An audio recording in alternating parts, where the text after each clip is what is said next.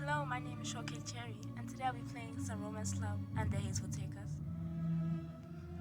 I decided to play Romance Love today because I don't usually see a lot of people playing it. A lot of people that can speak English. Oh, and there's a content warning as well. Warning, this episode contains graphic descriptions of animal sacrifice. Please read with own caution. You guys saw the warning? If you're uncomfortable with animal sacrifice, get out of here. But yeah, this is a November update. Don't remember which episode, but it's a November update. This is, I think, episode 9. High Priestess. Chips and flakes of wood covered the grass, which was still wet after the rain. I barely remember what happened on the last episode. I barely remember. All I know is that we're trying to be a priestess right now. That's the only thing I remember, really. The planks once used to board up the doors. Oh yeah! I think the thingy our sister was saying in like the grave place was open. I don't remember, but something like that. The houses groaned and creaked in the restless wind. The villagers went silent, frozen with fear, staring. Villagers? You see, I don't remember. You see, staring wide open at the empty huts. The high priestess climbed the last stairs, quite definitely for her age, and entered one of the houses of the dead. Her hands trembled as she went up. Damn, she's even scared. Oh, we're in big trouble. But she entered the darkness decisively, without a hint of fear. Like, guys, this village is so scary. Like, I don't know why. This thing is scary. The shadows enveloped her body, luring into the thickened gloom. Their embrace was cold and sticky. The priestess turned back, but the light blinded her. Oh, by the way, guys, sorry for any background noise. My neighbors are making noise outside. I can't really control it, but yeah. Also sorry for any, like, wacky equipment glitches. I don't got money for, like, a proper mic. Or a proper recording system. She squeezed her eyes shut and turned away. The stale, musty air smelled of, ew, rotten wood. Oh, rotten wood, it's not a rotten body. That's what I thought. There was no bed, no windows, just an empty casket. The priestess kneeled down and, almost blind, stretched out her hand, groping for the side of the casket. Gradually, one of her eyes adjusted to the darkness, and she managed to make out the shape of the room. Her other eye couldn't see as well. Maybe it didn't see anything at all. She's surrounded by pitch darkness. The priestess got up, flattened herself against the wall, lights in the growing darkness. What is she doing? There were crooked, deep scratch marks on every wall. There's a demon in this place. There's a demon in this place. The dead don't belong here, sister. Why did I say it like that? She meant to say the dead don't belong here, sister. Like, why? It's not like sister. Like, come on. Why are you so stubborn? She was answered by silence, but the silence scared the priestess. She swallowed nervously. Her veins stood out against the sagging skin of her thin neck. Guys, oh, so that's when priestess in this our perspective now. Laudia name. My character's name's Laudia. Ozara helped his grandmother down. It was the first time Laudia had seen the priestess so worried. Why did you go in there? After all, it's my sister. It was my sister. Oh, okay, so that was her sister's burial. That was mine. Nadia clutched the fabric of her dress. A storm was raging inside her. It is a diamond rush, so I can waste as much as gems as I want. This is beautiful. Oh my goodness. The creator of this game is the one that created Heaven's Secret, if I'm not wrong. And Heaven's Secret fashion taste is good too, but this is just way better in my opinion. Like, it's a modest, nice fashion. I like it a lot. Like, oh my goodness. But I'm sorry. Look, even the plane is nice. Like, oh my goodness. But I'm going with the witch. It just looks cooler in my opinion. I was gonna say everything in this game looks beautiful and scary. Hands down. Like, hands down to them. They did amazing. Yeah, look. Oh my gosh. I even love the hairstyle. Like, guys, this is so cool. Oh my gosh. Ah. Even, okay, the black hair looks okay. But I want this one. I want this one. The long, long braids. Beautiful. Let's stop here. It's all my fault. No, it isn't. Actually, I think it is her fault now that I think about it. When she opened the mirror for no good reason, she might have welcomed the spirit back into this whole village. The priestess looked from her grandson to Ladia, and said in a weak, restless voice, "The will of Savarog has turned full circle. You have nothing to do with it." Okay, dang. That kind of hurt forest didn't come for the young priestess. I disobeyed my parents and looked in the mirror. Exactly. Chaining Valeria's spirit to life. And now Valeria is taking revenge on me for rejecting her. I've never said any of these characters' names out loud. That's why I'm struggling so hard. Valeria, I don't remember. Ozara placed his hand on hers as she would stop pulling with her dress. I liked Ozara a lot in the beginning, but the more we got to meet him, the more he kind of felt like a red flag. Like he said, I should sleep with him to get secrets. I was not gonna do that. Even I got the decision on the that decision. I got it on the Diamond Rush where it said if I slept with him, I could get the secrets. I thought about it for a millisecond. I was like, nah, I'm not doing that, and I just skipped it. Even though I could do it, but I didn't want to. That's not how it works. Okay. Who's that? Oh, woe upon us! Who are you? The dead have risen. They will step into our homes, into our hearts. This can't be good. And the other day I saw this other theory about who killed my sister and also everything else. You see, they said Milo. Spoilers for anyone who hasn't played the game until this point. But they said Milo killed my sister and they banished him. I know for a fact it wasn't him. It was probably the girl he was dating. Like she probably told him, take the fall, pretend to kill the girl, cause I killed the girl, and then he did, cause he loved her so much. He is so dumb, but still, he's sweet. Claudia's mother, pale and trembling, looked at Vera's empty hut, clinging to her husband's arm. I felt bad for the family. They just can't rest and grieve in peace. It seemed that she would never know the joy of peace. Oh, from now on, she would look out the window, waiting for the silhouette of her deceased daughter. That is so sad. There were marks trailing from each hut. The feet of the dead had imprints on the wet ground. Oh gosh. Oh gosh. Some imprints led into the fog. Others to the village. Okay, this is a little too serious. Nadia followed her sister's footprints with her eyes. They led. Okay. Straight into the fog is haze. To the village is reality. Straight to her is ties. I already know that. You can see. What do I need most? I don't think I need ties right now. I got a lot of ties. I just don't have a lot of reality. I am doing reality, right? I am. To the village. Boom. Will you visit us more often now? Sounds crazy. Lydia caught Tata's scared look. Poor Tata. She's one of the prettiest characters. Like I love her hair.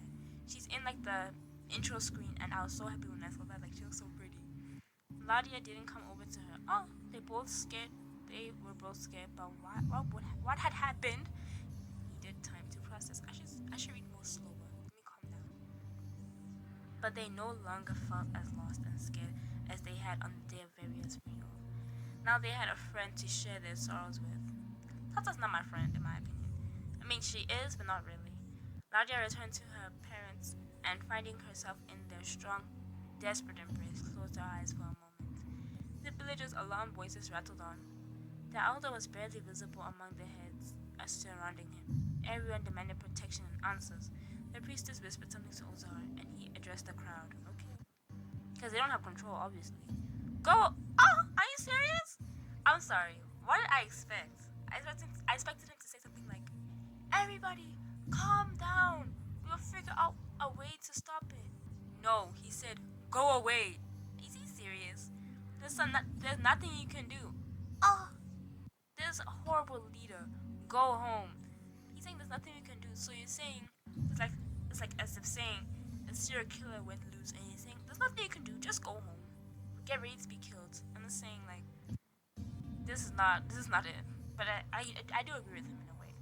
The elder supported Ozar, leaning wearily on his cane. You heard the Muggles. Don't spread fear. Pray to the gods instead. We'll figure it out. Are you serious? How are you? Can you walk? I'm okay. Oh, she's on with the mother. Okay. Yes, I can do it. Gradually, one by one, everybody went on about their day. No matter how scared they were, the dead wouldn't milk the cows, plow the fields, or get water. That made me laugh. I don't know why. I feel bad for them. Ladia's mother walked slowly, dragging her feet. Her haggard face was lifeless. Halfway home, Ladia's father stopped and turned to his daughter. Dragon wasn't there. He's probably been foraging since dawn. Whoever romances Dragon in Romance Club, they are a red flag in real life. I don't care. Okay, there is explanations for their romance in him. They're probably interested in his story or something. But I just didn't like him from the beginning. He's my sister's boyfriend. He does not like me in any way. He's never said he has. I'm okay with having a garbage relationship with him, in my opinion. Like, come on. Even that one scene where he said like he would never marry, like he would never date me or something, like he hates me. I was like, oh, okay. It's not worth it, guys. Stop wasting your diamonds on him. Go to let him make you an amulet. I don't want to go to him. Alright, oh my gosh. Her father ruffled her hair and took her mother home. Damn, he trying to act all happy, but it's not happening. In the past, she would have turned up her nose, shrugged her shoulders, and tried to refuse. But Ladia, admitted to herself that she was scared. She really could use some protection. Ladia clenched and unclenched her fist, gathering her thoughts, and walked slowly to Dragon's house, forge. My sister ain't gonna hurt me. She would never do that. Even from afar, she could hear the powerful clang of a hammer hitting metal. There were hot flashes of fire. Upon entering, Ladia saw several blacksmiths covered in suits. In their worn leather aprons, they looked like bears. Their faces were stern, wrinkled from so much strain. The hammer whizzed through the air, striking the anvil, and each blow created a new shape from the formless pile of metal. Ew. No, like actually, ew. Do they not have to wear shirts in this? I mean, I guess it's hard, but not that hard. Like, come on. What are you doing here? I need an amulet now. Dragon, not dragon. Dragon? Yeah. Wipe the sweat from his brow. His chest was heaving from the hard work. Dramatic much? I wanted to ask if you could make me an amulet. Come with me. Okay, he didn't fight me. He led her to an anvil. Okay. Without taking his eyes off the tools, he asked, "Were you there? Did you see everything?" Uh-huh. Yes, like, is her hut, his hut empty? Mm-hmm. They're all empty, Dragon. All of them. Yo, if I saw that, like, I would actually think, like, the devil is doing some mischievous work, because ain't no way that's happening. Because, like, I can't believe such a thing. I would say if it was my sister's one, it wouldn't have been that crazy, but it's everyone's. What does that mean? That's actually really scary. I think that's the one scary, like, thriller book in Romance Club that's actually scary to me. Like, acronym, whatever you call it, was okay. Shadow of Saint 4, it was okay too. It wasn't scary where I would get a jump scare. Okay, maybe at times, but not really. He pressed his lips, I see. He aimlessly rearranged his tools, looking thoughtfully. It's quite hot in here. You can wait outside. Isn't it quite cold in their village to begin with? After some thought, he added, "Or you can stay here and watch." I ain't wasting no diamonds. I'm not wasting any diamonds. Even if it's a diamond rush, I don't care to stay here. It really is deflating. I'd better go. Alright, I'll call you. Okay. Ladia sat down on the ground and waited, looking thoughtfully at the fog. She was so uneasy that she no longer knew what she was feeling. It was as if she had become ensnared by a current and didn't even think to scream for help. She silently floundered on the surface, waiting for it to end. After a while, Dragon called her. Ladia went inside. The coolness of the courtyard gave way to suffocating heat. Dragon led her back to the anvil and handed her the amulet. Ladia looked at the pattern, somewhat uneven due to his hand shaking while crafted it. Did I read that right? I don't know. Dragon had put his soul, effort, and tenderness into the amulet. I don't believe that. I feel like he just made it lazily. He really went all out. Really? Here you go. Ooh. Let me see these. They look so pretty. It smells like a bull though. I don't like that. This one's so pretty though. Which one do I want? I think the plain one looks better than the bull one. Unusual Lunana and Magic Lunana.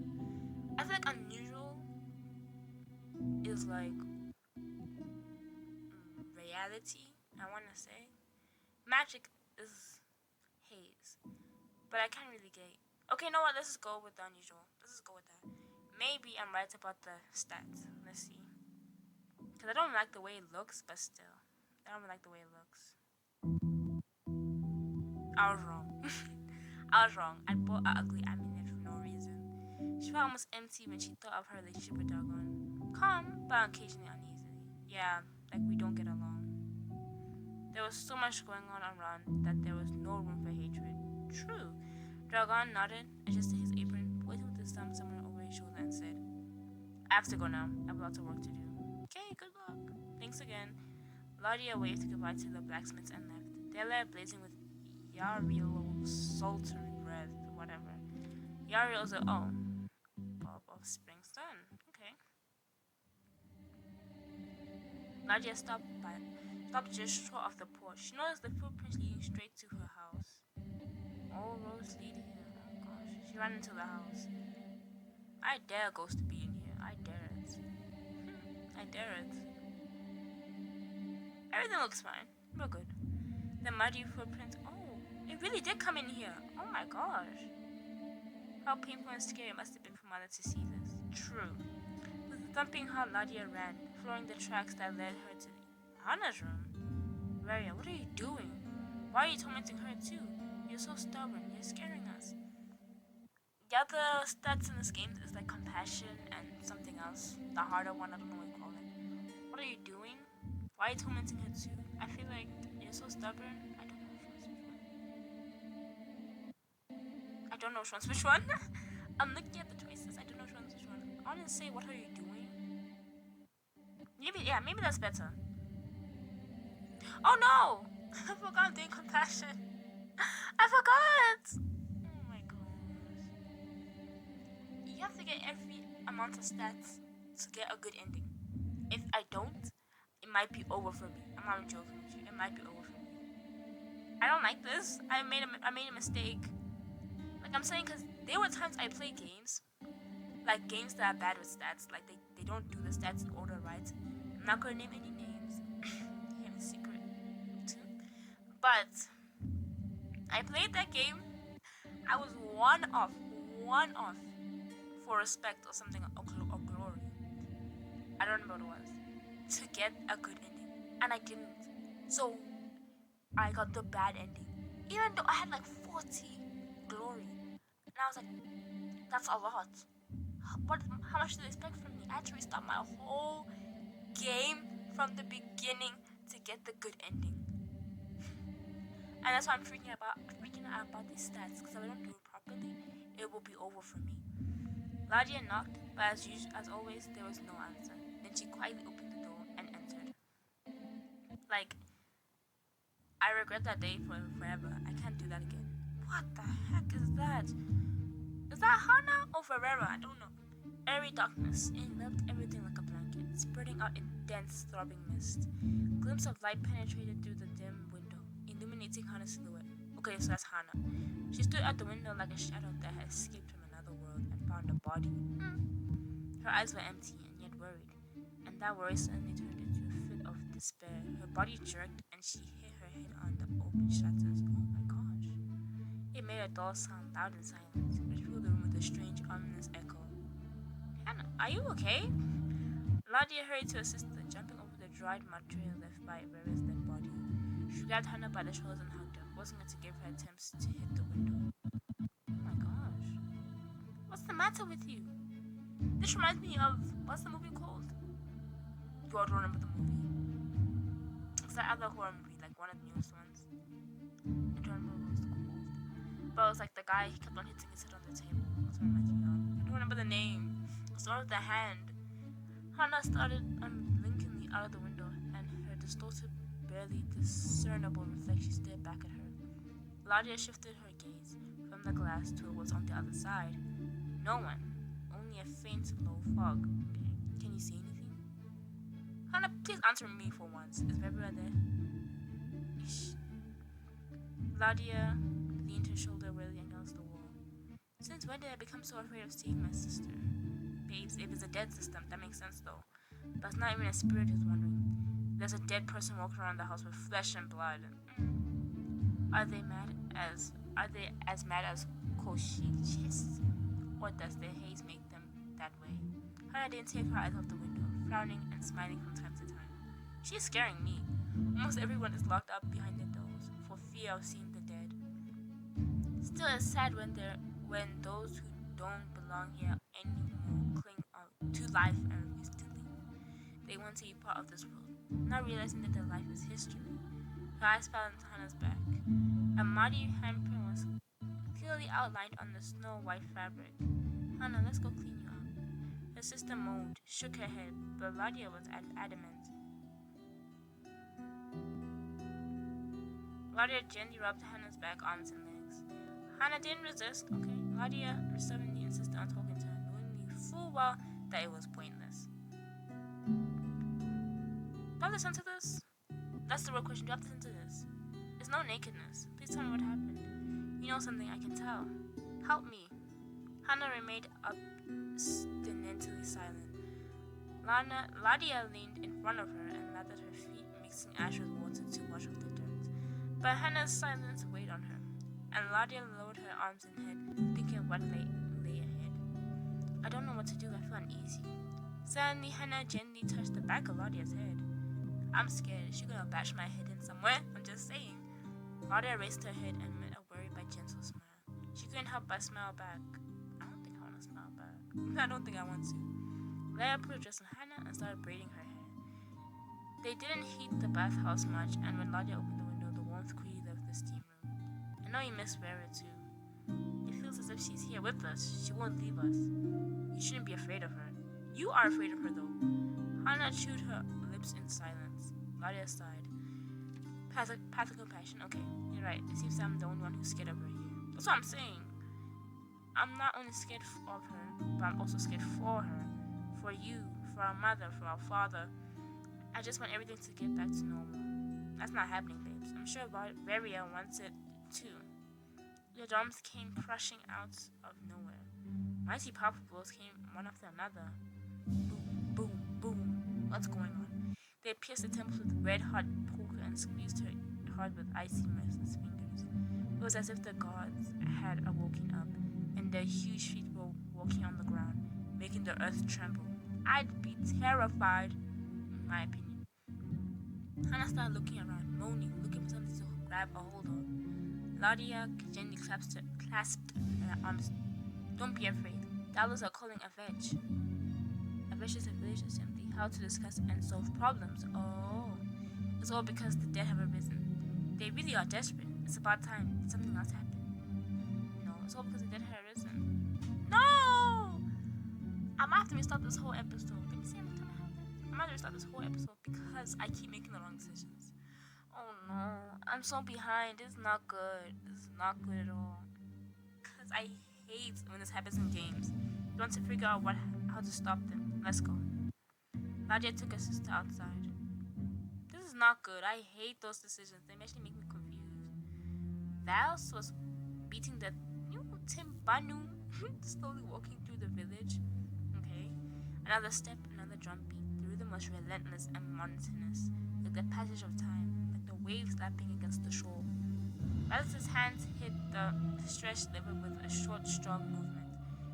His fingers were red, with pain made Valdez seem even more determined. The drunkard! That's the only thing I'm thinking. The high priestess walked beside him, humming a mournful melody in a low, mumbling voice. It sounded more like a loud whisper than singing.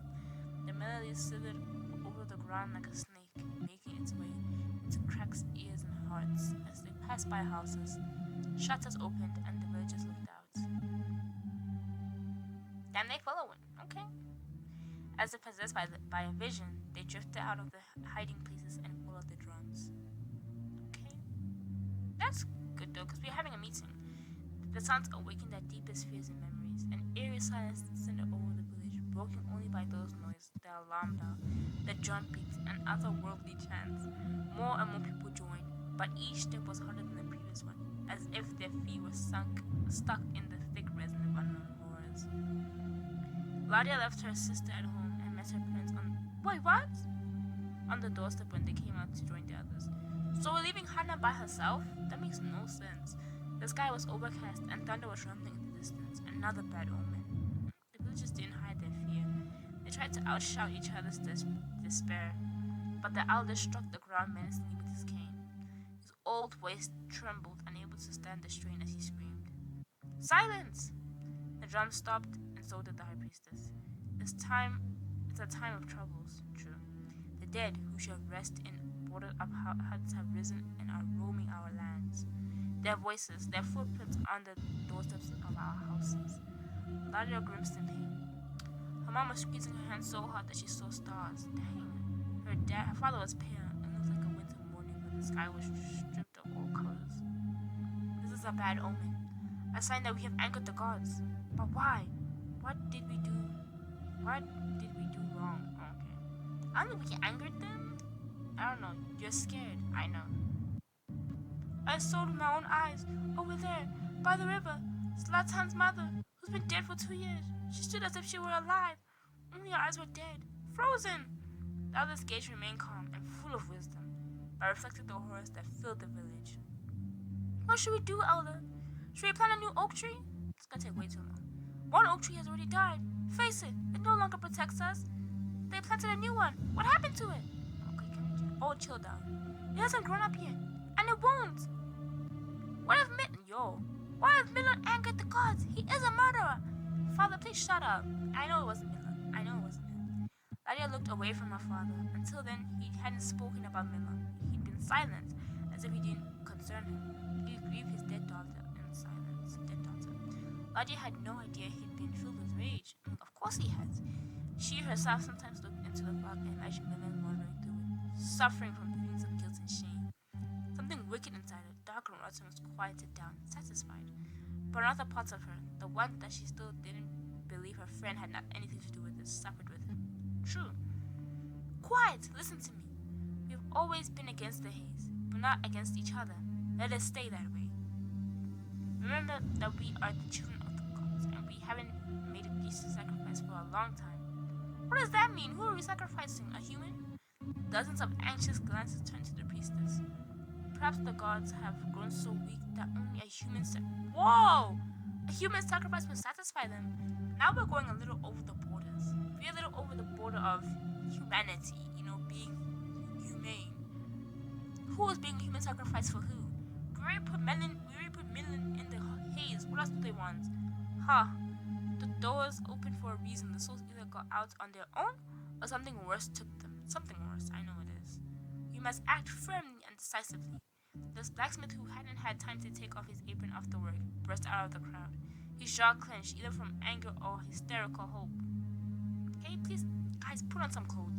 My ancestors slept under the sky. I won't allow them to turn it into Kosh case. If blood is the only thing that can purge this cursed land, I will personally spill it. No one asked you to do that, blacksmith. I think we're looking for someone to be sacrificed, not someone to kill the sacrifice. I'm just saying. It's not for you to decide whose blood will be spilled. Exactly. Like, who are you? Random side character. And it's not for you to spill. True. Ozar's voice was calm and quiet, but everyone fell silent as soon as the monks spoke. There have been enough deaths. Do we need to be in that big of a hurry? Aren't you afraid, Elder? This doesn't help. Nothing else will. That is scary. A new wave of indignation and fear rippled through the crowd. Dragon, who had been quiet up to now, spoke, supporting his father, who lost the remnants of his resolve. Will you stop it? His voice was quiet, just like the mongoose, but by no means calm. He was seething with rage that had been suppressed for too long had become terrifying. There was still some adolescent rebellion in him. Ladia, I think you should go talk to the witch, in my opinion. Ladia knew that Dragon didn't want. I was gonna say, which the curse matter is dealt with, which is. So I'm gonna say we should go talk to the witch. Ladia knew that Dragon didn't want to rule and guide people like the Elder, but sometimes he helped, knowing that it would please his father. Interesting. We can give the gods a river of blood. Are you crazy? And there'll be more power in it than in one person. What is he saying? The Elder squeezed his shoulder gratefully. My son's right, priests. The villagers are asking you to perform a ritual. Let everyone bring an animal who will sprinkle their blood on both of the gods, the empty huts and the sacred grove. It should be enough to rein in the evil spirits. It's not going to be enough. The Elder's order calmed the others, but Ladia had a feeling that it was a temporary solution. True, that animal blood is nothing. I do feel like a human sacrifice might be needed. what's the word? Barbarian-esque. You know what I mean? Like not that good. Dragon and his father were trying to delay the inevitable. That's so true. Human blood, animal blood is not gonna help. Animal blood is not gonna help. Nadia turned to her mother. I feel bad for their parents. They're going through it. You don't look well. Come on. Oh yeah, she does not look well. But mother didn't move. She squeezed her husband's hand so hard her wrist trembled. Then she looked at the fog with hatred. Dang. Her daughter's murderer was running somewhere out there. She probably went after him. Why is this happening to us? Can you live in a cursed village? I'm sorry guys, if I don't know what else she expects. I actually wonder when does this take place? Is this like 1980s? 90, you know? Or is it like 2010? That means I feel bad for them if it's like that. Because they don't know the real world. Nadia whispered to her father, have you seen the footprints? Her father only cast a haunted, tired look at her and pulled his wife along. Come on, Sophia. Oh, I feel so bad. Every time Nadia's mother thought she could move on, the dog out. Yo! Please excuse my reading. Sorry. The gods inflicted new trials upon her. How long would her frayed nerves last? I feel bad for her. Nadia's mother was sitting on the bench, pressing a damp cloth to her forehead. She was sighing heavily. Her lips were red and swollen from her heat and unshed tears. Daughter, choose this sheep or sacrifice to the gods. Okay. What should I say? But why me? I can't. It's for the gods, isn't it? Wait. Let me think. 4 options. But why me? I think that's determination. I can't. I think that's compassion right there. It's for the gods, isn't it? It won't help. It won't help us with the haze. It's for the gods, it's for reality. I'm saying I can't. Compassion? No! Oh my gosh. I'm gonna have to restart this whole episode. I'm gonna have to restart it. Because I really do suck at making decisions. I only got one right decision today. We have no choice, daughter. This sucks. Nadia nodded, clenching her fist. Her kind, dear sheep. One of them was going to die, and Nadia had to choose which one. No, this is so annoying. I have not made one. I've only made one right decision. Oh my gosh. Oh, they're so cute. They're so cute. When this got to a little, lazily plucking the grass, Nadia sat down under a tree. Her eyes moved slowly from one sheep to another. The burden of having to choose weighed down on her. Of course, there had been times when her father had slaughtered sheep, but those animals had lived their full lives. Besides, Claudia hadn't been there to witness it. Now she had to choose a young and healthy one. After all, they needed to give the best they had to the gods. Claudia went to the center of the field. Several sheep came up to her, all rubbing against her leg. Oh my gosh, they're so adorable. She pet them, running her fingers through their curly coats. I shouldn't have given them names. Why did you do that, Claudia? Oh my gosh. Your heart is so kind and fragile. It'll be easy to break. Shut up, Ozar. Claudia jumped off the voice and turned around quietly. Ozar froze behind her. There was a mysterious gleam in his eyes, and a faint, encouraging smile played on his lips. What should I do? Talk to him? Say that you want to be alone? I'm okay with talking to him. I'm okay with that. I'm okay with talking to him. He's chill, I guess. If it was Dragon, that would be a different matter. You speak as if you intended to do it. Are you ready to give your heart and find out? His voice was gentle and flowed like honey. There was no bitterness in it. I don't believe that. Nadia pressed her lips and turned away. Ozar caught up with her, looked at the scurrying sheep for a moment, then turned to her with sincere compassion. Yes, I still have the compassion on my side. Your heart is compassionate. It doesn't know how anyone can get used to cruelty. You call it cruelty, but you don't think of it as such. That's right. But right now, we're talking about your feelings, not mine. Ozar's presence eased Ladia's anxiety and confusion, but added to her other worries. Why are you here? To help you. Do you trust me? Kind of. I guess. He held out his hand, and Ladia just looked at it. The Marcus grinned and dropped his hand. You don't trust me. Damn! Why are you doing this? Doing what? Talking, looking at me like that. Like what? Why did you come here to help me? Ozar didn't reply. He doesn't know why. Choose the one you love the most. If we can do this, you won't cry over the deaths of animals anymore. I don't know which one I love most. I love all of them. Exactly. It doesn't work that way. Yes, it does also. I was gonna say she loves all of them equally. They're all sweet babies to her. So she just choose anyone, I guess. Also, I looked around the flock once more. She probably loves a baby the most. But there's no baby, so I guess you're fine with that. I can find the one that stirs your heart the most. Do you want me to? Oh, that sounds scary. How can you if I don't know myself? He's probably going to do it. The mongoose just smiled. Ladia anticipated that, but also feared it. What if he chose a sheep and Ladia realized that it was the one? Ozar went over to the flock. His footsteps made no sound like those of a true hunter. Feeling his confidence, the sheep looked at him with interest. The mongoose slipped and dozed between them as if dancing, finally stopped beside one of them. Ladia's heart sank and missed a beat, only to stop beating harder than before. Ozar turned around, turned to it, running his hands through the sheep's wool as Ladia always did. Look, this one's special. Why? Why did you choose that one? Ladia realized she had given herself away. Her throat seemed to close and her voice came out dry and lifeless. Are you serious, Ladia? Ozar in turn realized he'd guessed right. It's calm, like the quietest one, but its eyes betray its character. What kind of character does it have?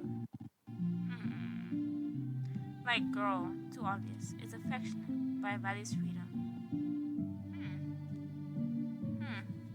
Interesting. It keeps to itself, but takes care of its skin. It can also bite, only it doesn't know, or is holding back. Dang. A sort of bond that forms between people who spend time together. It was neither friendship, nor romance, nor infatuation. Good. But from now on, they weren't strangers passing by without a glance. From now on, Ladia wasn't a nobody's magus. Some woman from the village. And he, having lost part of his divinity, became something more than an object of God's love to her. Now she saw him as a human being, not a sacred tool of the priests. You're getting more close to Ozar. Let's go. Will you come closer? Ozar held out his open hand again, and that time Ladia responded to the gesture. She walked over to him and let him take her hand. The mongoose stood behind her and led her to the sheep. It was nice because it said no romance, so I'm okay with it. He ran Ladia's fingers through his wool. He whispered, understanding and mercy are what's important. What you're doing serves a higher purpose. Ladia closed her eyes. I know. The enchanting melody of the mongoose voice soothing her, making her thoughts disappear and her mind drift into sleep. She wanted to trust him, even though another part of her screamed in protest. I can do it for you. Would you like me to? Please. Yes, help me. I'll take the sheep myself. I won't sacrifice a sheep to the barbs. Yes, help me. Alright. Ozar crouched down in front of the sheep and tied. Oh my gosh. I did it. Remember that. He actually killed it there? He actually killed it there? Is it dead? Oh, that's so sad. Okay, no, he didn't kill it, I think. But that's really sad. I want to do this. I want to do the sheep sacrifice thing because I just want to at least help in a way. If they believe this is going to help us, and it will help us. Lada's mother went to bed, and her father was saved with his wife. He was barely holding on. Oh, it's so sad for them. Ladia had to go to the sacred grove by herself. Ozar was with her, and his presence calmed her down a little, but it wasn't enough. Ladia felt as if she were all alone in that field, the field where a flock of crows kept swooping down at her from the sky. No one would help her defend her land. No one would protect the lost souls. Ozar walked in front, leading the obedient sheep. Ladia wasn't looking at the animal. Her eyes were hollow with devoid of motion.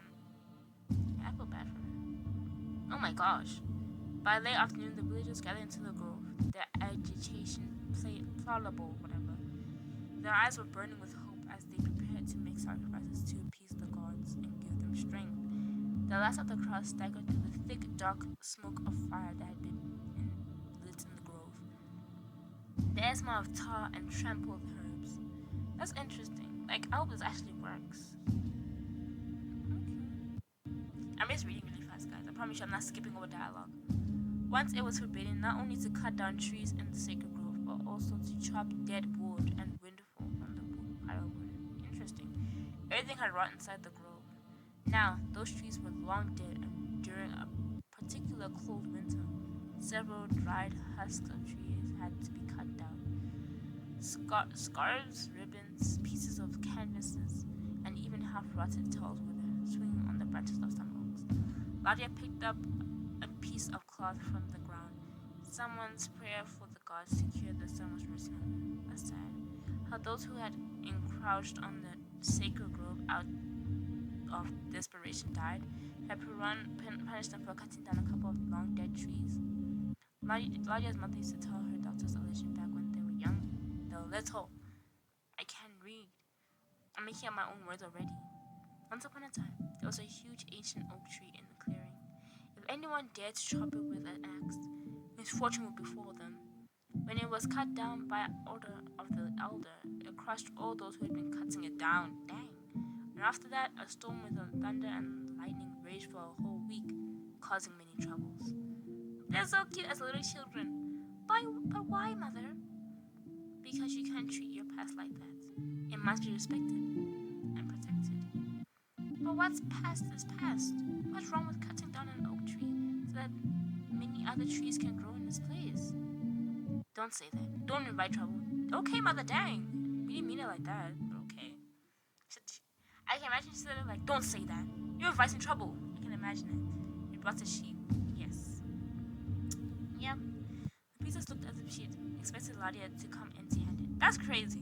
Is everything okay? Almost. Stay here for now. Ozar nodded to Ladia and followed the priestess to prepare for the ritual.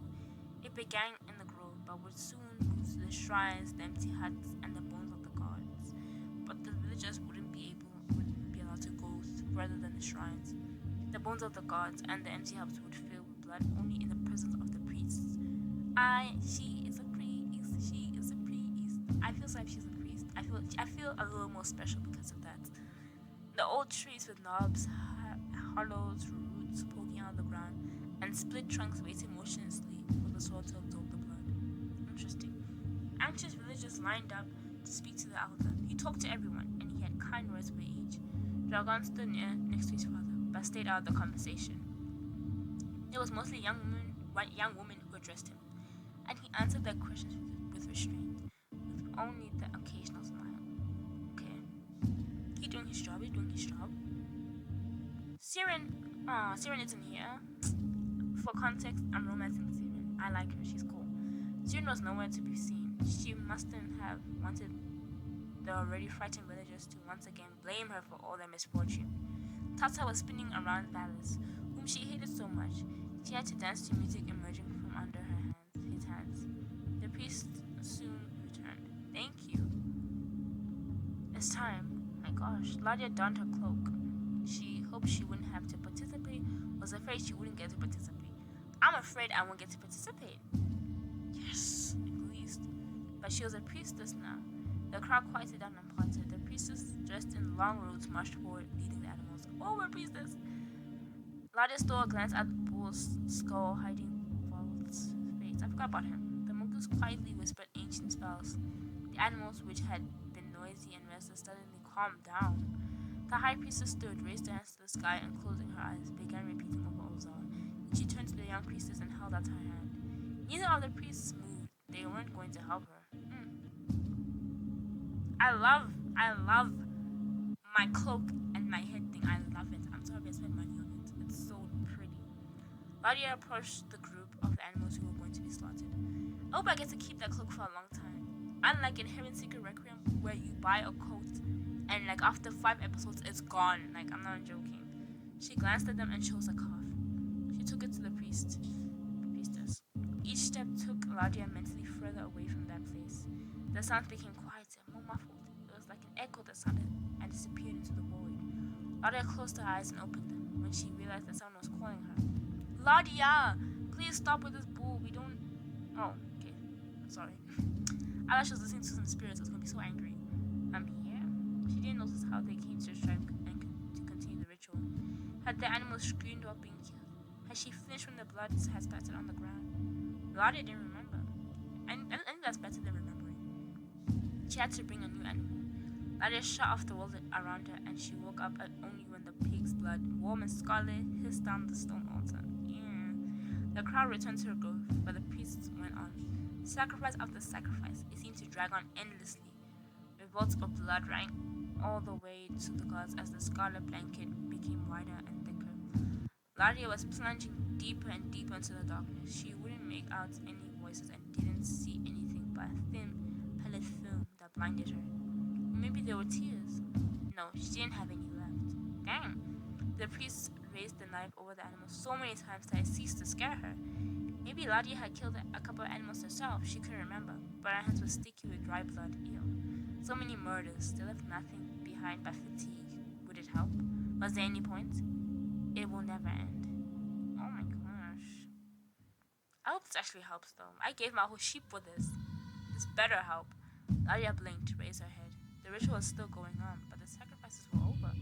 She returned to the grove with the priestess to complete the ceremony with the rest of the villagers by singing and dancing. Ladia took off her coat that reeked with blood and removed all the decorations from her hair. She felt a little better. It's over, you can relax. Marcus's voice was especially calm, as if he wanted to infect her with that calmness. It was horrible. Dang. Someone has to get blood on their hands so that other people won't have to do it. Chopping it. The others continued hitting the drum tirelessly. The beats became more and more alarming, threatening. Soon, Tata walked to the fire, dressed in light clothes adorned with silver decorations. Whoa! This looks like she's wearing something from a different culture, in my opinion. Like, she looks beautiful. Like, oh my gosh. You see, like, this is why I'm contemplating romancing her, but I'm not. I'm not gonna romance her, but still, like, she looks beautiful. Like, she's wearing something from like the Russian culture, but it is Slavic. It looks different.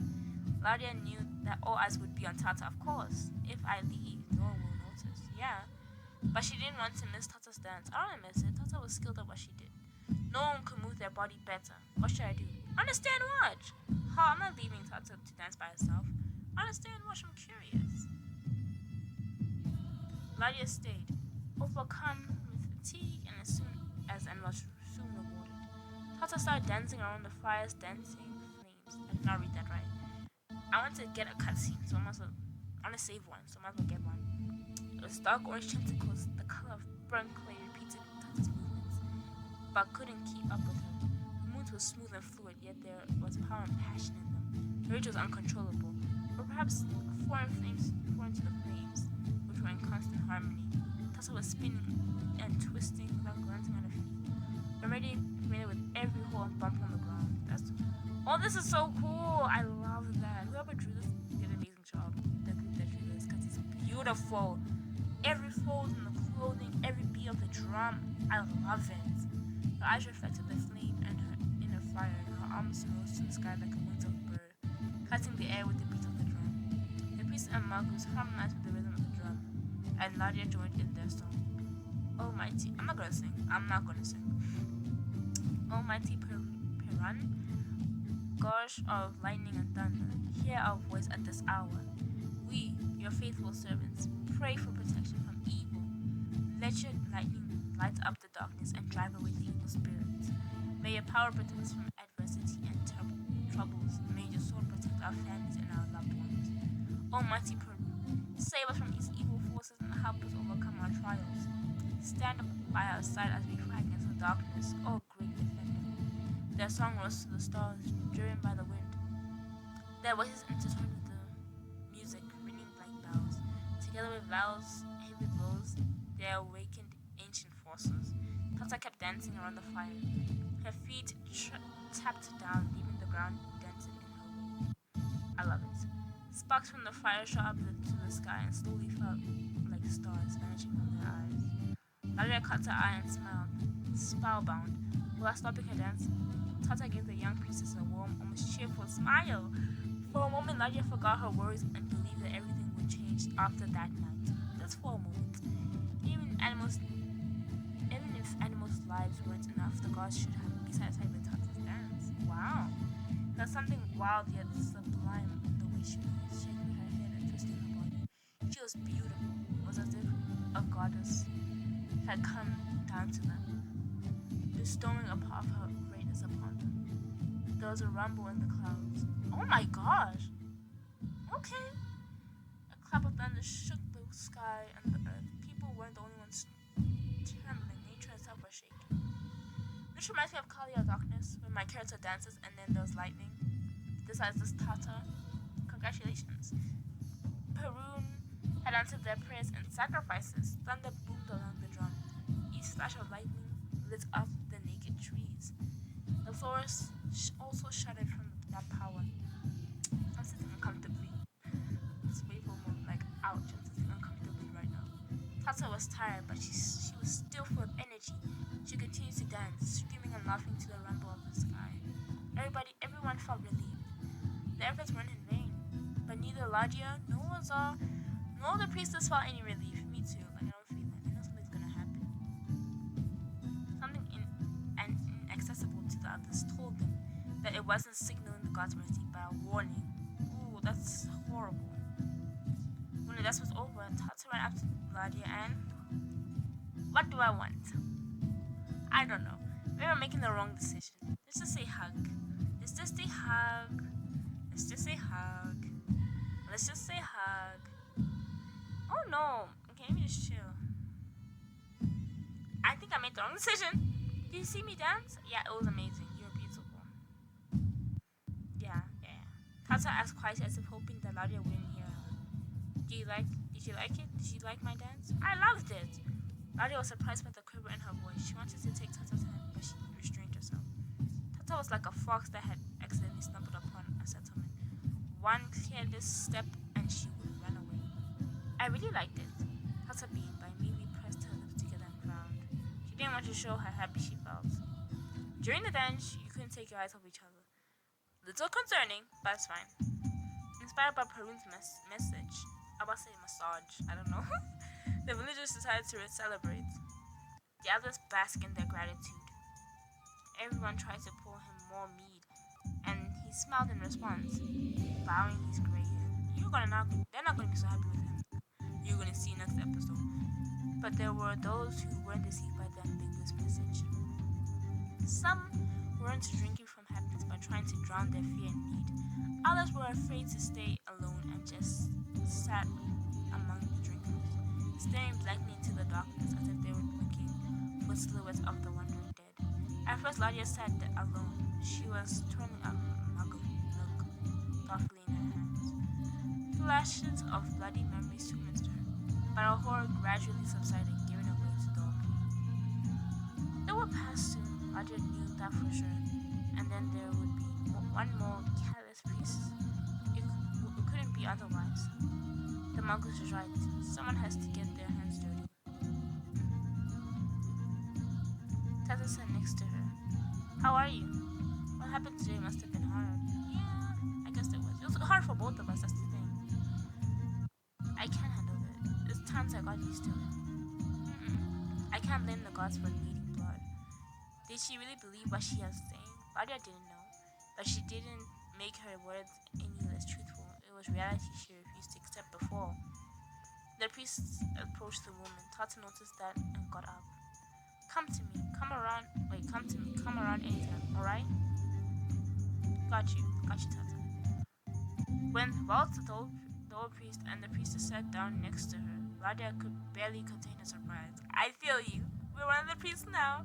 She was one of them now, but she hadn't gotten used to it. Oh, I'm so happy. It all felt like a dream. The priestess laughed silently. She could sense the feelings that raged within Ladia. A little embarrassed. I'm sorry, I didn't warn you. I didn't prepare you for that. But I wanted to make sure I make the right choice. You have no idea how important this ritual was. Not for them, for you. She laughed hoarsely again, but Ladia didn't like that laugh. It seems I should pay attention to the things the priestess leaves unspoken, rather than the ones she actually says. True. Still, this ritual taught me a lot. Yeah. No! I made another mistake. I cannot believe I keep doing this. Oh, I feel so scared. Out of an episode where I could have gotten 3 compassion, I got 3 determination. I might have to restart this. I feel like crying. I might have to restart this. No, I'm not gonna restart this. I'm gonna be fine.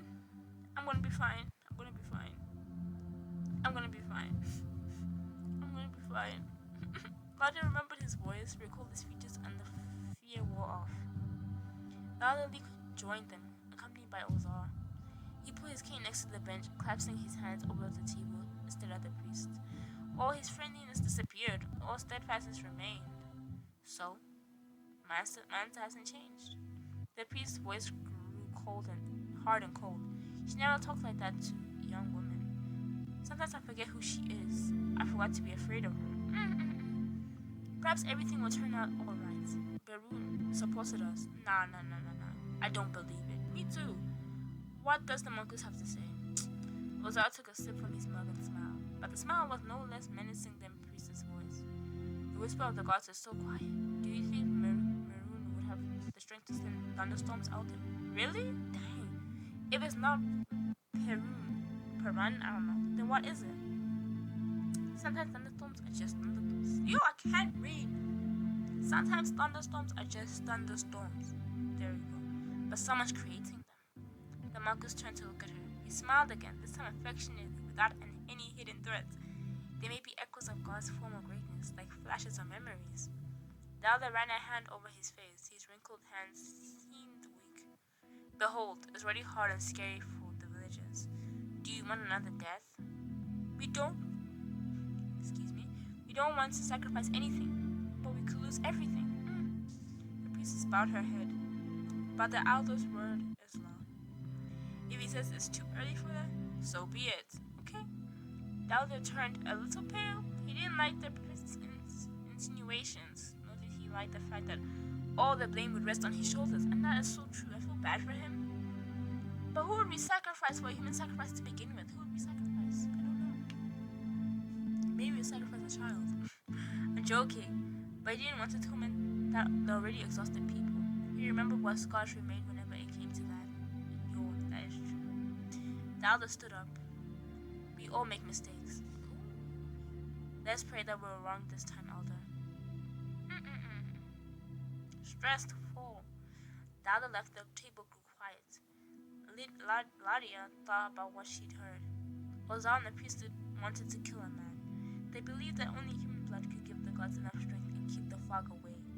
Ladia had no sympathy for people. Okay, you see that part? That is determination. Was against it. Hope wouldn't come to that. Was already giving for the people. Okay, now I'm a little confused. Had no sympathy for people is determination. Was against it. Might be determination too. Hoped it wouldn't come to that. Sounds like determined. It sounds like compassion. Was already giving for the people. Let's see, this is... Finally, I got one thing right. One thing. It would be terrible to blow... What? Terrible blow to the village. The priestess was talking to the old priest. She called him Bora. Ladia realized she hadn't heard his name before. Walt and Ozar hadn't said a word since the elder had left. The silence is oppressive. Don't talk to anyone, talk to Walt. Don't talk to Walt. Maybe I should talk to Walt. Like, I actually want to be nice. You know what I mean? Let's talk to Walt. I want to be nice. Ladia leaned over the table a bit closer to the pieces and said in a quieter voice, Sirin hasn't joined us tonight. Walt's fingers twitched, but it was only a sign of outward emotion that he showed. She usually misses such nights. Yeah, I feel bad for her. I want to have dinner with her, you know? He didn't have to explain the real reason. Ladia already knew that the villagers would have harassed her out of fear. Ladia was thinking about the witch's fate. Then Walt suddenly continued their conversation. Skull added an otherworldly, airy echo. But for some reason, Ladia was sure that it hadn't been for the mask, his voice would have been softer. Before going to bed, drink some calming brew. Ladia looked at him surprised. You see, I wanted to be like an older brother to my character, because he's really sweet. Not a romance interest like an older brother. Walt's hands reached for the skull to take it out. Why is it in the skull? And look openly. Oh, sorry. I read it wrong, sorry. But then he suddenly stopped. He forgotten himself. Why don't you show your face to strangers?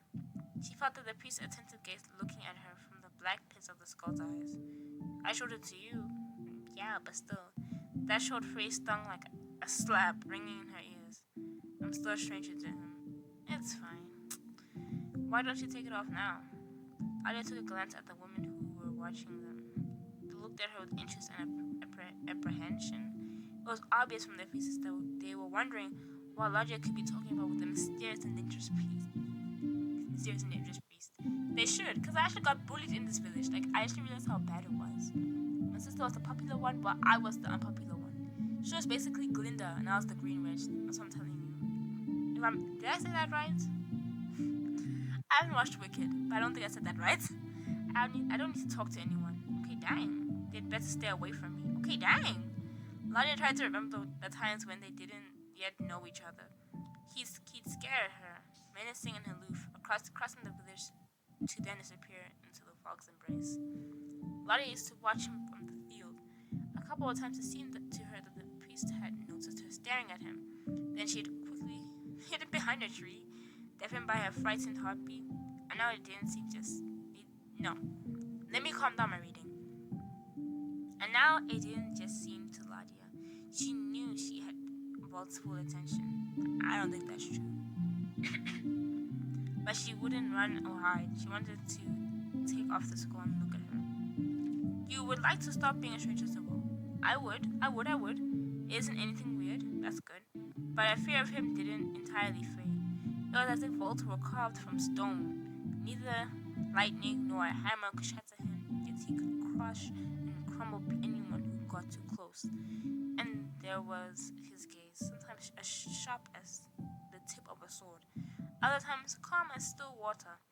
Ladia didn't know what to expect from him. They looked at each other for too long, or maybe it just seemed that way. I can barely read, I'm sorry. I'm sorry. Ozar finished his wine and slammed his mug on the table. Then he got up from his seat and said, looking at the priest with a predatory smile, "Wild creatures should stay in the forest, and they know it." Excuse me?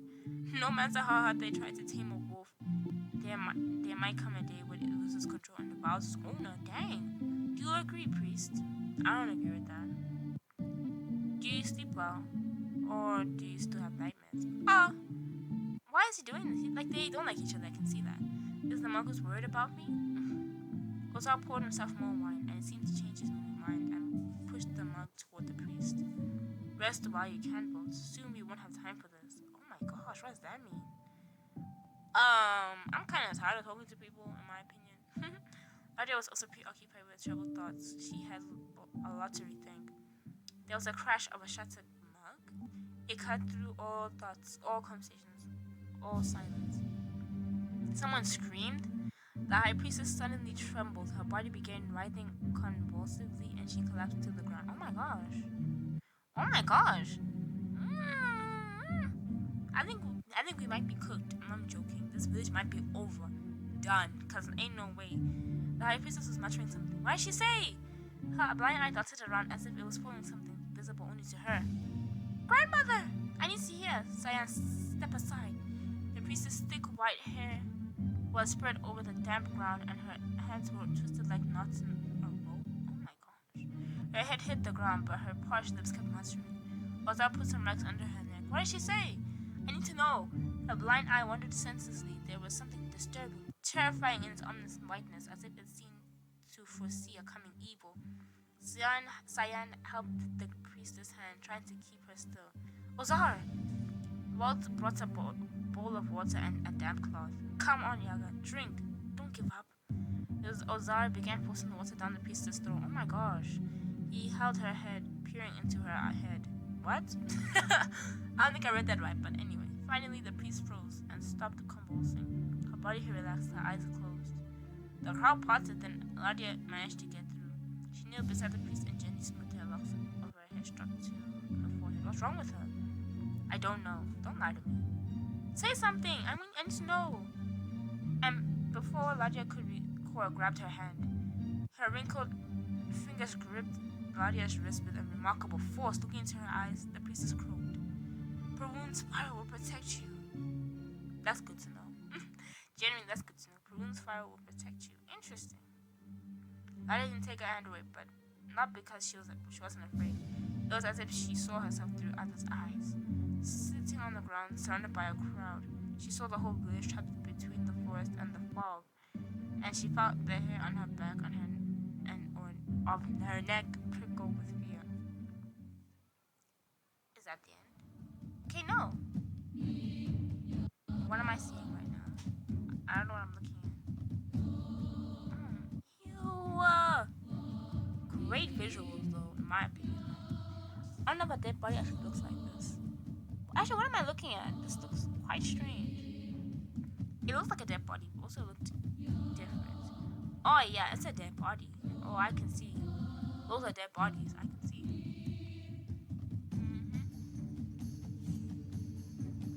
They look strange. I mean, they don't look threatening. When I say that, something's gonna happen. But they look like they're from Arcane or something. You know what I mean? They look like something like that. They don't look scary, in my opinion. They look dead, but not dead. You know what I mean? Okay, so that's the end of the episode. Let me just quickly check the stats. My okay. My compassionate stats are 7 points higher than my determination stats. I'm still a little angry because I made so many dumb decisions, but it's fine. It's fine. Everything's going okay. So, my opinion on this episode, it was really good, very long, very nice. I enjoyed it. It was okay.